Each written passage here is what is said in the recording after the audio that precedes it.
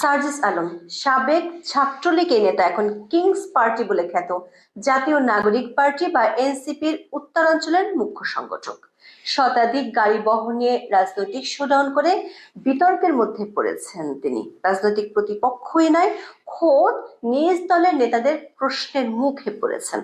এনসিপির নেতারা প্রশ্ন করেছেন, কদিন আগে যে নেতা ধার করে চলতো, এমনকি মানি ব্যাগও ছিল না বলে দাবি করত, সে নেতা এখন এত বড় গাড়ি বহন নিয়ে শোডাউন করে কিভাবে? প্রশ্ন তুলেছেন বিএনপির মহাসচিব মির্জা ফখরুল ইসলাম আলমগীরও। তবে এরই মধ্যে সার্জিস আলম তার গাড়ি বহরের খরচের উৎস নিয়ে পোস্ট দিয়েছেন। তবে আমাদের অনুসন্ধান বলছে, সার্জিস আলম যে দাবি করেছেন সেটি ঠিক নয়। খবর হলো, হাসনাতের পর সার্জিস কাণ্ডের জন্য খুব শিগগিরই দলটি থেকে বের হয়ে যাচ্ছেন অনেক সিনিয়র নেতা। চলুন যাওয়া যাক বিশ্লেষণ। দৈনিক প্রথম আলোর খবরে বলা হয়েছে, সার্জিস আলম 24শে মার্চ হেলিকপ্টারে চড়ে ঢাকা থেকে সৈয়দপুরে যান। দর্শক, এর আগেও আমরা এনসিপি নেতাদের হেলিকপ্টার প্রীতি দেখেছিলাম। উপদেষ্টা আসিফ মাহমুদের সাথে সার্জিস আলম কম্বল বিতরণের নামে উত্তরবঙ্গ সফর করেছিলেন সরকারি টাকায় হেলিকপ্টারে চড়ে। মাগুরায় ধর্ষণের শিকার শিশুটির জানাজায় অংশ নিতে সার্জিস ও হাসনাত গিয়েছিলেন পুলিশের হেলিকপ্টারে চড়ে। প্রথম আলোর খবরে বলা হয়েছে, সার্জিস আলম সৈয়দপুর বিমানবন্দরে নেমে পঞ্চগড়ে যান শতাধিক গাড়ি বহন নিয়ে। ওই পথটি ছিল 100 কিলোমিটারের। তার মধ্যে অর্ধেক পথই তার পেছনে ছিল 135টি গাড়ি। মাত্র 1 মাস যে দলের বয়স, যে নেতাদের অনেকে এখনো ঠিক মতো বিশ্ববিদ্যালয়ের গণ্ডি পার হননি, সেই দলের এক নেতা যিনি কোনো পেশায় যুক্ত নন, তার শোডাউনে এত বড় গাড়ি বহরের খরচ আসলো কোথা থেকে? এমন প্রশ্ন গত 2 দিন ধরে নানা জায়গা থেকে উঠে এসেছে। এনসিপি রাজনৈতিক দল হিসেবে আত্মপ্রকাশ করে 28শে ফেব্রুয়ারি। রাজধানীর মানিক মিয়া এভিনিউতে নতুন এই দলটির আত্মপ্রকাশের বিশাল অনুষ্ঠানের খরচ নিয়েও তখন প্রশ্ন উঠেছিল। সরকারি সুবিধা ব্যবহার করে ওই অনুষ্ঠানে শোডাউনের নথিপত্র সামাজিক মাধ্যমে ভাইরাল হয়। এরপর 11ই মার্চ রাজধানীর একটি অভিজাত হোটেলে কোটি টাকা খরচ করে দলটির ইফতার পার্টি করে। তা নিয়েও বিতর্কের মুখে পড়ে কিংস পার্টি বলে খ্যাত এনসিপি। এনসিপির উত্তরাঞ্চলের মুখ্য সংগঠক হিসেবে দায়িত্ব পাওয়ার পর সার্জিস আলম প্রথমবারের মতো 24শে মার্চ নিজ জেলা পঞ্চগড়ে যান। শতাধিক গাড়ির বহর নিয়ে পঞ্চগড়ের 5টি উপজেলা সফর করেছেন তিনি। গাড়িগুলোর বেশিরভাগই ছিল কার ও মাইক্রোবাস, সাথে ছিল ব্যান্ডল। শতাধিক গাড়ি বহরের সামনের গাড়িতে ছিলেন সার্জিস, যেটি ছিল ছাদ খোলা একটি গাড়ি। প্রথম আলোর খবরে বলা হয়েছে, দেবীগঞ্জ উপজেলা শহর সংলগ্ন করতোয়া নদীর উপর চতুর্থ বাংলাদেশ চীন মৈত্রী সেতুতে শতাধিক গাড়ি বহরের জন্য 5,000 টাকা টোল দেন সার্জিস। সেতুর টোল আদায়কারী বাবু বলেন, তাদের বলা হয়েছে 135টি গাড়ি আছে, সব মিলিয়ে আমাদের 5,000 টাকা টোল দিয়েছে। অটোয়ারি উপজেলার মাইক্রোবাস চালক মোহাম্মদ আসিফ বলেন, প্রত্যেকটি গাড়ির ভাড়া ছিল 7,000 টাকা করে।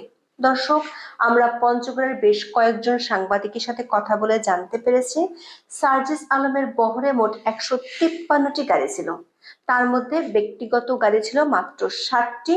সে হিসেবে 146টি গাড়ি ভাড়া পরিশোধ করতে হয়েছে 10,22,000 টাকা। এছাড়া নিজের অনুসারীদের ইফতারির খরচ জোগাতে হয়েছে সার্জিস আলমকে। সার্জিসের এমন শোডাউন নিয়ে সামাজিক মাধ্যমে ব্যাপক সমালোচনা হয়।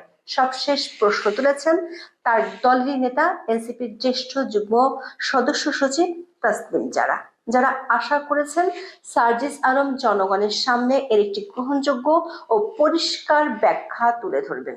এতে জনগণের কাছে এনসিপির ভাবমূর্তি আরো শক্তিশালী হবে। যারা তার ফেসবুক পোস্টে লিখেছেন, তুমি কিছুদিন আগে প্রকাশ্যে বলেছিলে আমার আসলে এই মুহূর্তে কোনো টাকা নেই, ধার করে চলতেছি, এটাই হচ্ছে রিয়েলিটি, আমার পকেটে মানি ব্যাগও নেই।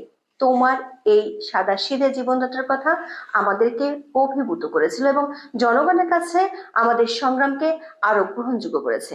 কিন্তু সেই প্রেক্ষাপটে এত বড় একটি আয়োজন কিভাবে সম্ভব হলো, এর অর্থায়ন ও ব্যবস্থাপনা কিভাবে হয়েছে তা নিয়ে মানুষের মনে প্রশ্ন আসাটা স্বাভাবিক। আমাদের দল স্বচ্ছতা, সততা ও জবাবদিহিতার ভিত্তিতে একটি নতুন রাজনৈতিক সংস্কৃতি গড়ে তোলার যে প্রতিশ্রুতি দিয়েছে, সে জায়গা থেকে এসব প্রশ্নের স্পষ্ট ও নির্ভরযোগ্য উত্তর দেওয়া আমাদের সবারই দায়িত্ব। তাসনিম জারার এই স্ট্যাটাসের পরই নিজের ফেসবুক পোস্টে উত্তর দেন সার্জিস আলম।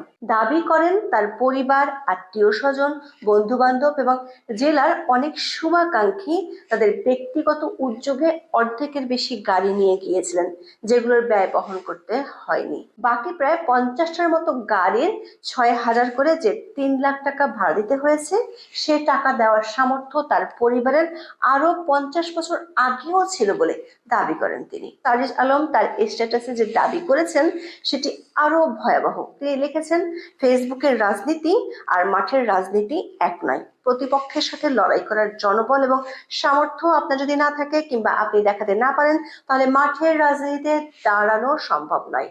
অন্য নেতা তো দূরের কথা, সাধারণ জনগণও আপনাকে গোনায় ধরবে না, কারণ মানুষ স্বভাবতই ক্ষমতামুখী। আমাদের যেমন নতুন বন্দোবস্তের দিকে যেতে হবে, তেমনি মাঠের রাজনীতিতে টিকে থাকার জন্য পূর্বের যে বন্দোবস্তগুলো চাইলেই এখনই ছুঁড়ে ফেলা সম্ভব নয়, সেগুলোকেও পাশে রেখে আপাতত চলতে হবে। দর্শক, মুখে এনসিপি নতুন বন্দোবস্তের কথা বললেও সেই পুরাতন ধারায় রাজনীতি চালিয়ে যেতে চান সার্জিসরা। লক্ষ্য একটাই, ক্ষমতায় যাওয়া। সার্জিস আলমের এই ব্যাখ্যার পর ফেসবুকে তার সমালোচনার ঝড় উঠেছে। পুরাতন দুর্নীতিগ্রস্ত রাজনীতি সার্জিস করতে চান এমন প্রশ্ন রেখেছেন অনেকেই। এদিকে সার্জিসের বিশাল গাড়ি বহর নিয়ে টিপ্পনি কাটেন বিএনপি মহাসচিব মির্জা ফখরুল ইসলাম আলমগীর। 25শে মার্চ তিনি বলেছেন, যারা 100 গাড়ি নিয়ে ইলেকশন ক্যাম্পেইন করতে যায় তারা কি করবে সেটা আমরা ভালো বুঝি। দর্শক, আমরা সার্জিস আলমের বাড়ি পঞ্চগড়ের একাধিক সূত্র থেকে জানতে পেরেছি, নিজ এলাকায় তার এমন শোডাউনের অভ্যাস বেশ পুরানো। তবে আগের শোডাউনগুলোর সাথে এবারের শোডাউনের পার্থক্য হলো, আগে তিনি করতেন ছাত্রলীগ নেতাদের পক্ষে। এই যে ছবিটি দেখছেন সেটি সিয়াম রহমানের, যার বাড়ি পঞ্চগড়ে, ছিলেন ঢাকা বিশ্ববিদ্যালয়ের সূর্য সেন হলের ছাত্রলীগের সাধারণ সম্পাদক। সিয়ামের শোডাউনে গোল চিহ্নিত ব্যক্তিটি আজকের এনসিপি নেতা সার্জিস আলম। সার্জিসের কাছে তার দলেরই এক সমর্থক প্রশ্ন করেছেন, যার বাবা মায়ের এত টাকা তার ছাত্রলীগ কেন করতে হয়েছিল। আরেকজন প্রশ্ন করেছেন, ঢাকা বিশ্ববিদ্যালয় হলে থাকার জন্য অনেকে বাধ্য হয়ে ছাত্রলীগ করতেন, কিন্তু পঞ্চগড়ে ছাত্রলীগ নেতার শোডাউনে সার্জিস আলম কোন কারণে অংশ নিয়েছিলেন। এনসিপির একাধিক নেতার সাথে কথা বলে আমরা জানতে পেরেছি, এনসিপির ভাঙ্গন এখন সমাজ ব্যাপার। গত 3 দিন ধরে দলটির বেশিরভাগ নেতারা অফিসে যান না। সেনাবাহিনীর বিরুদ্ধে হাসনাত আবদুল্লাহর পোস্টের পর দলটির নেতৃত্ব ও কার্যক্রম নিয়ে দলের বেশিরভাগ নেতাই প্রশ্ন তুলেছেন। এরপর হাসনাতের পোস্টের বিরোধিতা করে পোস্ট দেন সার্জিস ও পাটোয়ারি। তা নিয়ে আবার প্রশ্ন তুলেন আব্দুল হান্নান মাসুদ। ওই ঘটনায় শীর্ষ নেতাদের এসব ফেসবুক পোস্ট ঘিরে বেশ অস্বস্তিতে পড়ে নতুন এই কিংস পার্টি। এরই মধ্যে দলের সিনিয়র নেতাদের একটি সভা হয়। এনসিপির দলীয় সূত্র জানিয়েছে, গুরুত্বপূর্ণ পদে থাকা নেতাদের এ ধরনের ফেসবুক পোস্ট নিয়ে ওই সভায় বিরক্তি প্রকাশ করা হয়। সভায় সিদ্ধান্ত হয়, সামাজিক যোগাযোগ মাধ্যমে দলীয় কোনো ইস্যুতে ব্যক্তিগত মতামত দিতে পারবেন না নেতারা। এ নিয়ে একটা শৃঙ্খলা বিধিও তৈরি হচ্ছে, প্রস্তাব পাশ হয়েছে।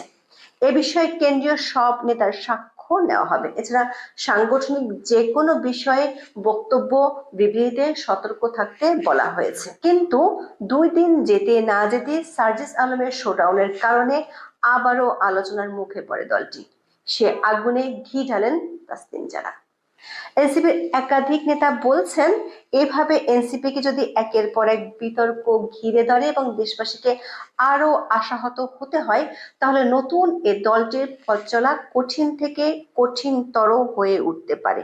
ইতিমধ্যে দলের একটি বিশাল গ্রুপ এই দল থেকে বের হয়ে নতুন কিছু করার চিন্তা ভাবনা করছেন। এনসিপি গঠনের আগে সাবেক শিবির নেতাদের যে গ্রুপটি বের হয়ে গিয়েছিল, তাদের সাথে যোগাযোগ করছে দলটির একটি অংশ। শিগগিরই নতুন একটি মঞ্চে তাদের একসাথে দেখা যাবে, এমন আভাস দিয়েছে এনসিপির 5 জন সিনিয়র নেতা।